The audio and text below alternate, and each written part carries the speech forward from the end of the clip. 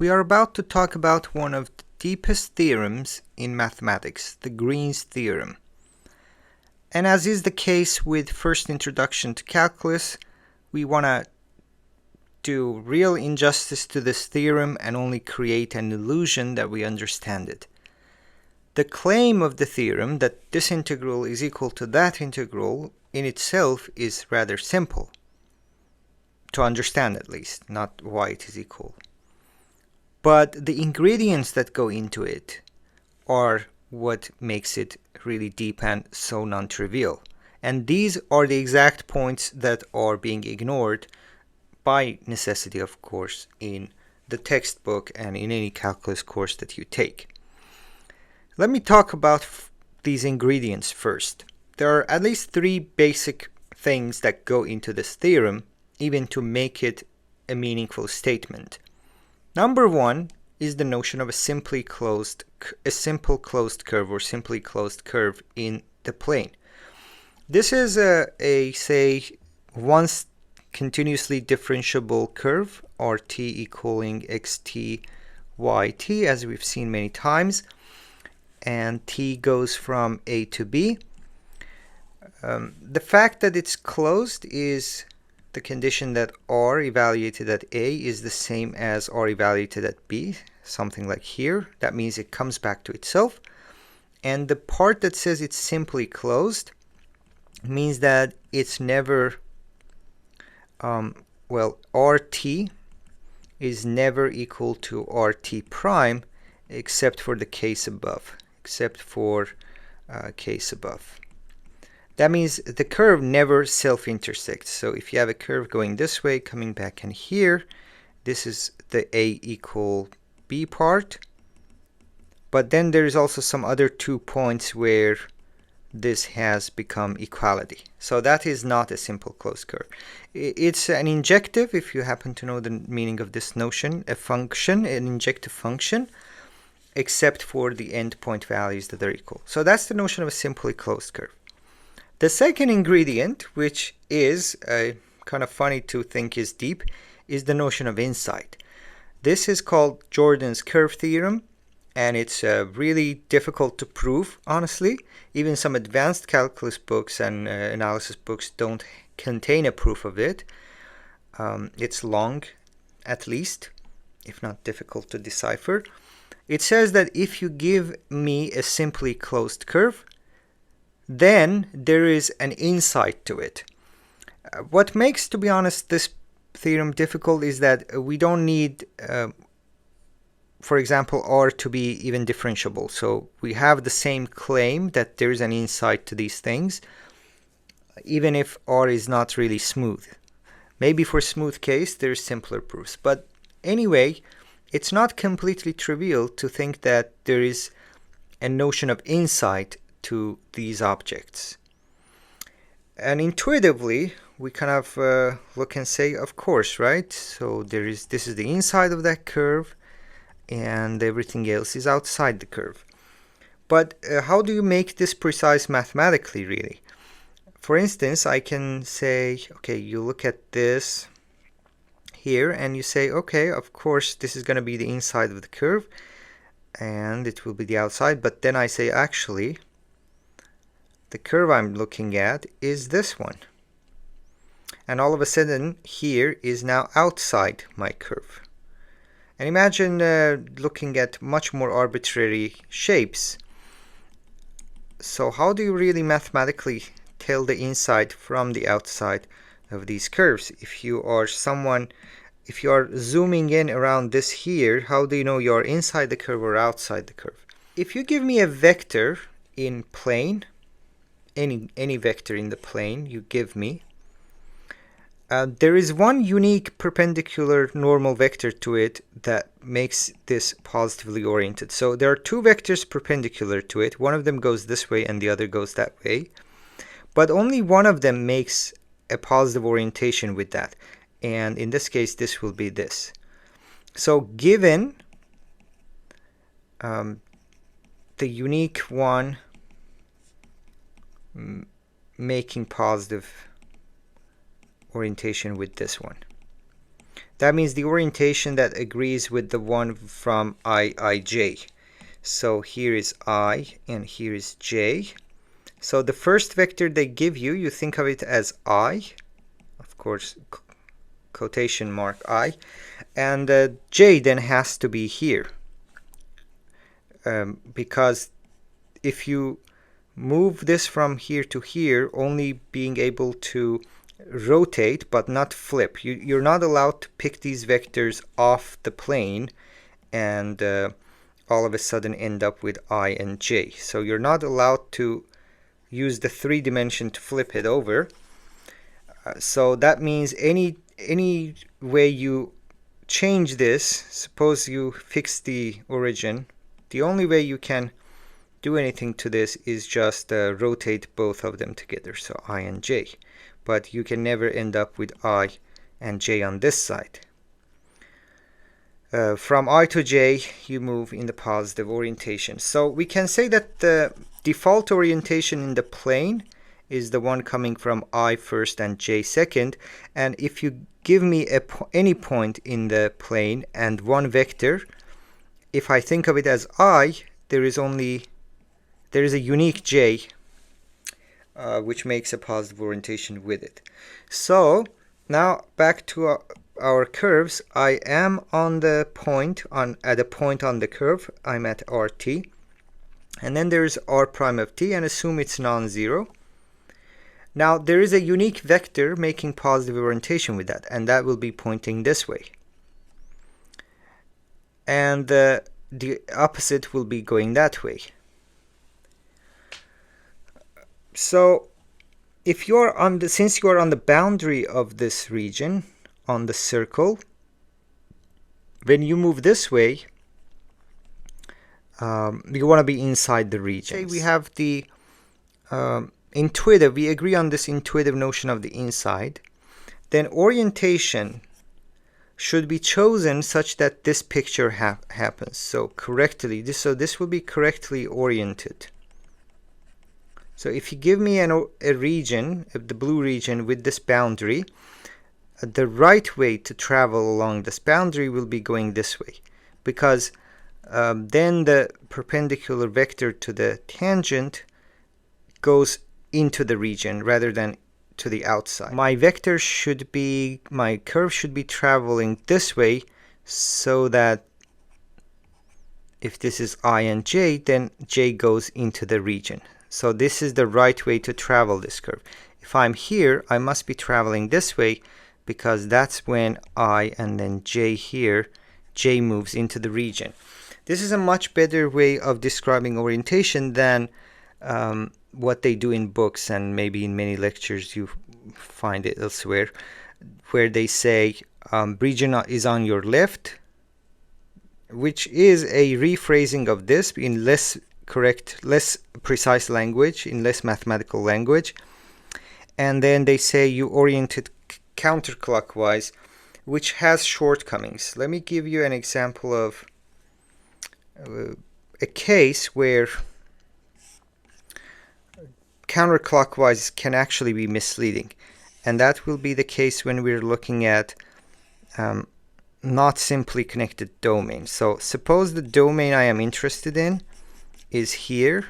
This is the domain D, and the boundary is composed of not one but two curves. So there's one curve here, and then there is this one. Now how should these be oriented? Let's see. If you are sitting here, your tangent will go in either direction along this line. But if I choose this one for my r prime of t, then the perpendicular in the positive direction to it, I and j, will be this one, and j goes into the region. So that means this circle should be traveling this way.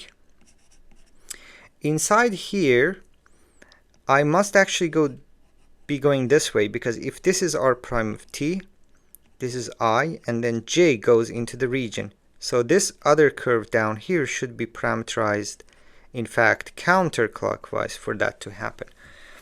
And you cannot keep memorizing these because here you have, okay, two regions. But what if you have a more complicated region? So you don't want to memorize each time. Should now this one be this way or that way? So depending on the region, which is the complement of the circles here, you just simply go to the geometry I just described. This can't be going this way because then the J will be outside the region. So it should be going backward here. So that if this is I, this will be J and it moves into the region. If you are here, this should be R prime of T because then the perpendicular to it, IJ, J moves into the region. Sorry this wasn't too polished, but I wanted to emphasize the message I want you to take from this is that, first of all, this is not an easy theorem mathematically. You may think that, well, difficult mathematics is these two-page calculations where you keep changing variables and stuff. No, actually, the difficult mathematics are the ones that seem obvious. So the deepest part about Green's theorem is actually this part, that given a simply closed curve, there is some notion of inside of the curve. And then the second message, which is now more practical and useful for what you will see on homework and on exercises and exams, is how we orient domains.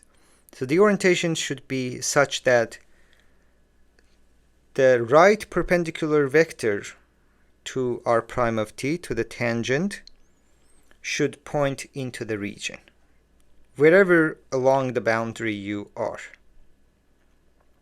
I also kept mentioning the boundary thing. Here's a subtle thing.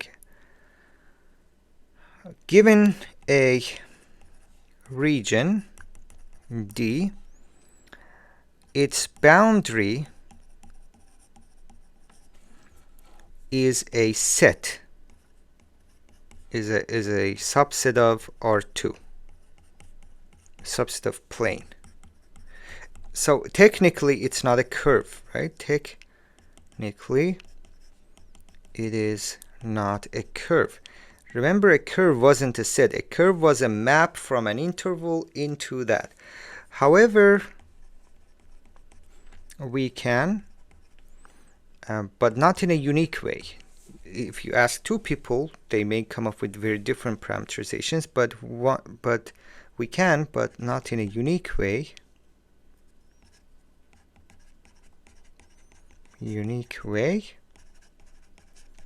Parameterize it. Green's theorem will hold with any such parameterization except for one condition, as long as it is positively oriented. Okay, let's look at a concrete example. Take a disk in the plane. So this is our D disk. Now, when you look at it, it's just a set sitting in R2, and its boundary, which is denoted by this partial of D, the boundary of D, has nothing to do with partial derivatives. It's just an unfortunate coincidence. So this is the boundary of disk, is a circle. But it's not a curve until we parameterize it. Now, several possible orientations of boundary D. Okay, one, the familiar one, cosine T, sine of T. Now this is a curve, this is a map, where T goes from 0 to 2 pi. Number two, sine T cosine t from 0 to 2 pi. Number 3, cosine t minus sine t between 0 to pi. Number 4, cosine of 2t sine of 2t t from 0 to 2 pi. Number 5, cosine of 2t sine of 2t t from 0 to pi. Let's ask the following question. Which of these will Green's theorem apply to? Green's theorem apply to. Okay, answers in maybe blue. This is the standard orientation, which goes this way. So that means if this is r prime of t,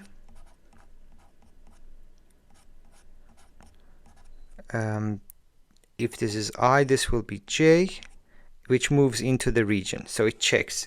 So this is yes, it applies. Green's theorem applies. Green's theorem applies. It's simply connected. It travels just once. It's closed. It comes back to the same point. And it's positively oriented. And to us, again, positively oriented is just that picture. We don't care about clocks. Does your j move into the region? This one here, so at 0 you start at top here, and as t increases, x value, which is sine, becomes positive, so you move in this direction. So this also travels once and comes back to the same point. So this is simply connected indeed. It's closed, a closed curve, but not oriented the right way. So it's oriented wrong way. So this one, for that reason, Green's theorem will not apply to this parameterization of it. This one here will be no, again, because actually it will start here at 1, 0 and go downward, because it's the same as this here, except that t has been switched to negative t. That reverses the orientation. So not correctly oriented. So to this, that doesn't apply. Cosine 2t sine 2t, just like here, it's positively oriented, obviously, but this travels the circle twice. No, not simply connected. It's not just the end points where the curve meets itself. The curve meets itself actually twice at every point. Connected. The reason Green's theorem wouldn't hold with such things is because we look at the quantity FDR along the boundary. But if you travel the boundary twice, this will be twice whatever it was.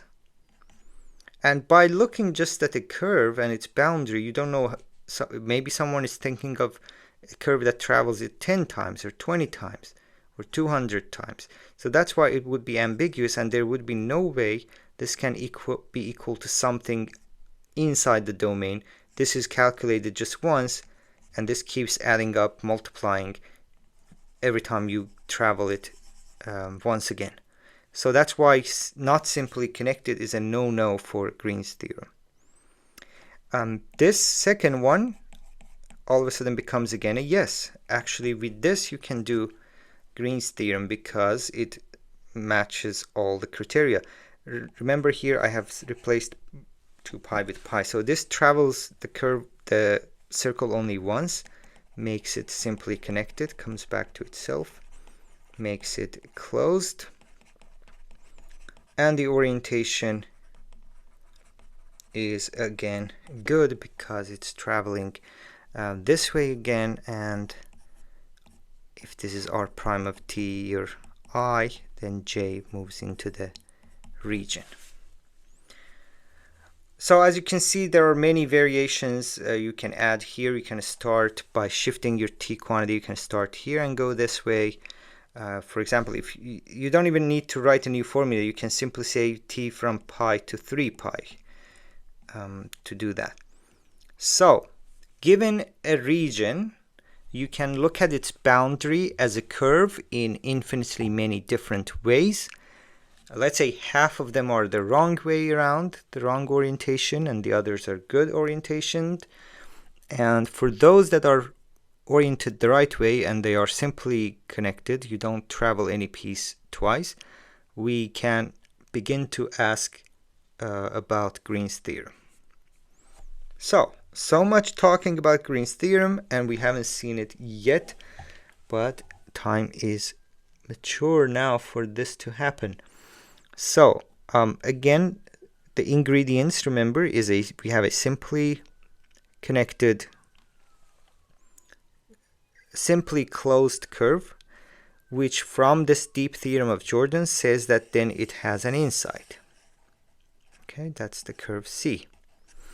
The other way around is you start with a region and its boundary you parameterize to make it curve.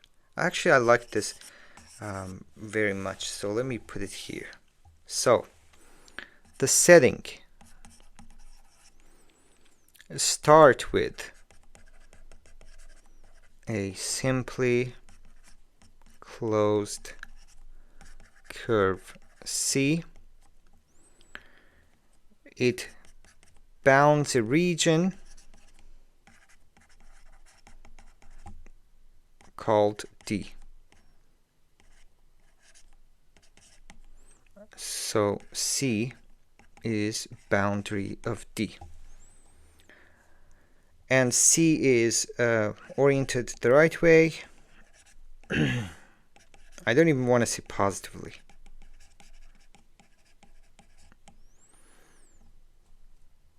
Okay, and or there is this other way of approaching it. Start with a domain, start with a region D. Look at its boundary, partial D, parameterize it such that the parameterization is a simply closed curve, positively oriented. So both of these end up in the same picture, but it was important, and the reason I took extra time to describe it is for exercises, sometimes you will look at an exercise and there will be no curve, there will be no RT or C. And in other cases, you will look at a curve and there will be no region. But this says that if given one, you can often find the other one. So the situation will be you have your region D, and the boundary is D, which is the same as the curve C. Okay, some notation now. This is a region in, everything is happening in R2. So let's bring in the coordinate system xy. And now enters the next actor into the picture. And the next actor is a vector field. Not just on the region, but maybe on some open set containing it. So on a bit, this vector field is meaningful on some neighboring points of this region as well. These require some notions from topology. So it's just not exactly on this curve. It's not like this vector field ends right at the boundary. Let's say it's defined for some time. Maybe when you reach 0, something goes wrong. For example, in this picture, the vector field is 1xi plus ln of yj. Well, it's not defined somewhere here or here, but in the part relevant for our domain and curve, it's perfectly fine. Okay, and the vector field at point xy is given by, as we have used this before, p in the first variable and q in the second variable.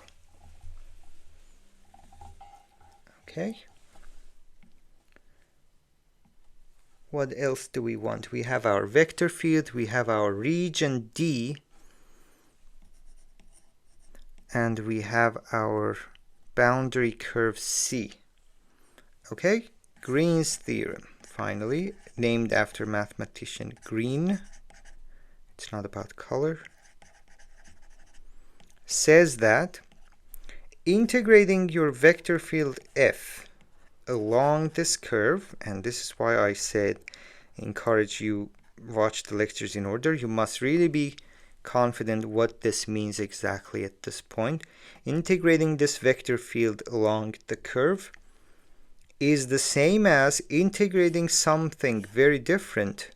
Integrating, first of all, something in 2 dimensions inside the region D, a scalar valued function. And what is this scalar valued function that I'm going to integrate on the set D, not along the boundary? That quantity is partial of q with respect to x minus partial of p with respect to y. And ladies and gentlemen, this is the magnificent Green's theorem. It relates a line integral, an integral happening along the one-dimensional boundary, to a two-dimensional integral, some scalar function being integrated on an area, on a domain. We're not, of course, going to prove this. Your book attempts to prove it, but it's just laughable. Forget about it. Without even defining the notions of inside of a curve precisely, without defining orientation precisely, this is just a joke. All it does is trying to justify it for rectangles and say, okay, other regions are basically approximable by rectangles, but these are big statements to make, and some of them may be not even true statements to make. Notation-wise, remember, notation-wise, we rewrote this previously as integrating along C, p dx plus q dy. So this was just a different name for the same value, the same object here.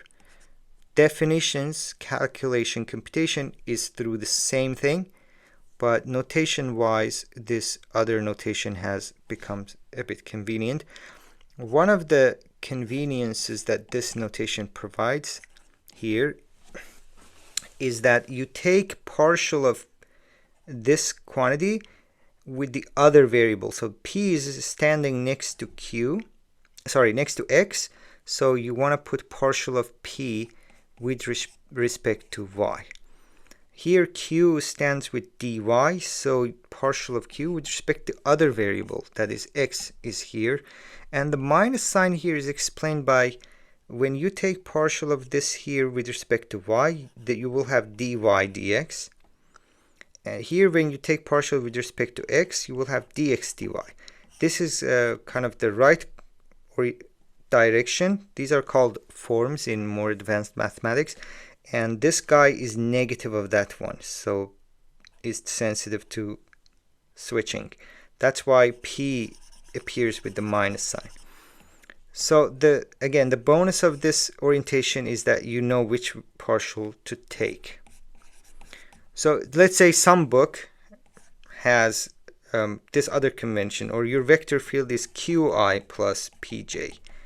Then you won't say, now what should I do here? Plus pdy. So you will say, okay, q appears with x, so I need partial of q with respect to y. So I don't want to confuse you with the switching, but again, it helps you remember the formula. The guy with the x appearing with dx will take partial with respect to the other one. So this is just another formulation of the same thing. Probably the one that will be more often used.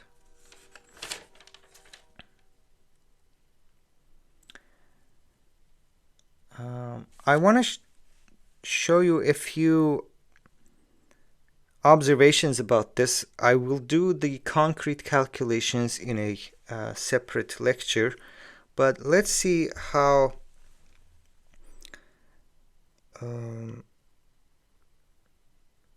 whether this makes sense. Let's challenge this theorem. If someone comes up to you and you didn't know this is actually a thing, if your roommate came to you and said, hey, look, I have made this observation and I'm claiming that every time I calculate these two things, they end up being equal, you would have the courage to try to refute them.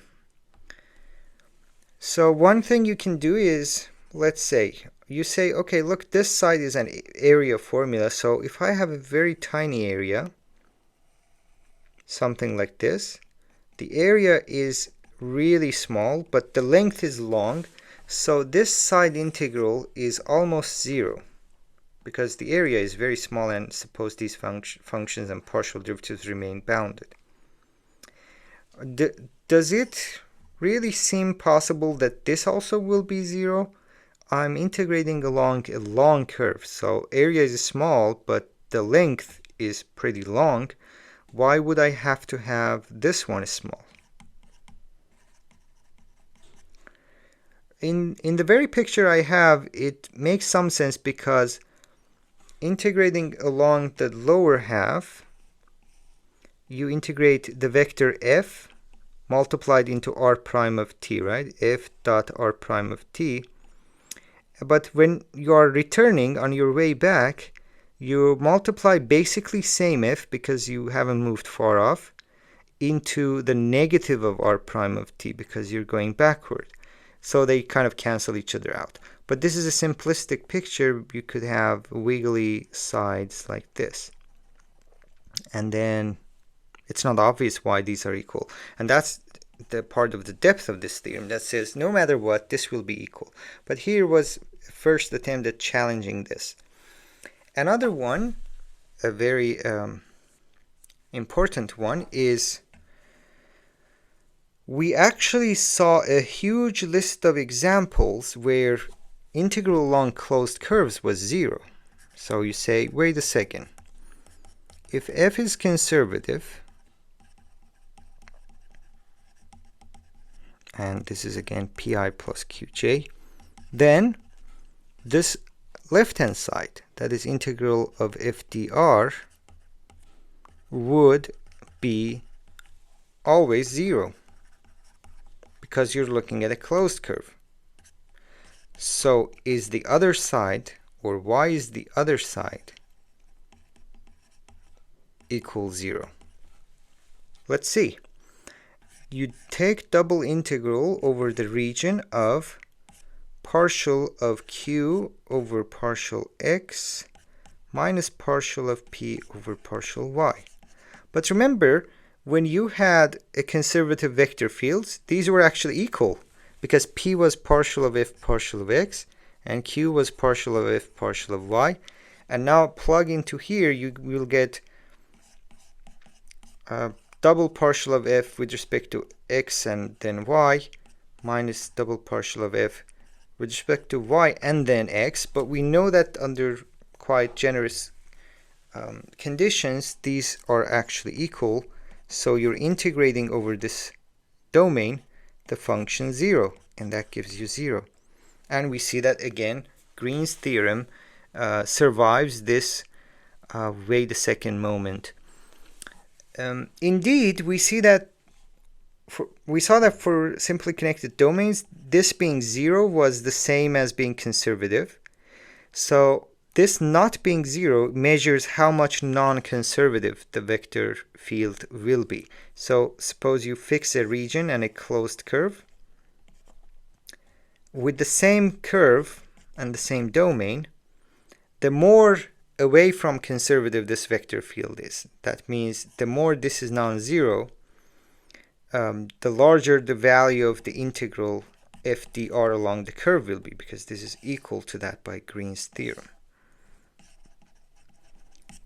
So it measures, for conservative vector fields this would be 0, and for non-conservative it says this how far from 0 this can be. Yeah, so two big challenges to Green's theorem, and Green's theorem survives, or at least we don't see an obvious contradiction. But I really encourage you, if you're interested, to draw your favorite vector fields and your regions and try to challenge this Green's theorem and find out for yourself where exactly one side catches up to end up being equal to the other one. This is just amazing. It's not saying these are comparable or always one is bigger than the other. This is precise equality of two very different objects, one being integrating a vector along a line, the other being integrating a real valued function inside the region. And yeah, the claim is that no matter how complicated your curve is, no matter how complicated your vector field, this will always be equal. And it's just mind-blowing, honestly. I hope you enjoyed this lecture, and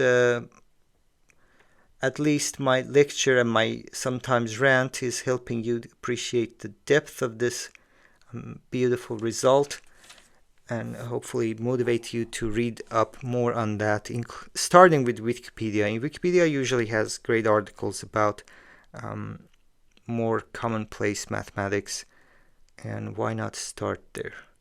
So, next lecture will be answering the question of, okay, what will be on the exam?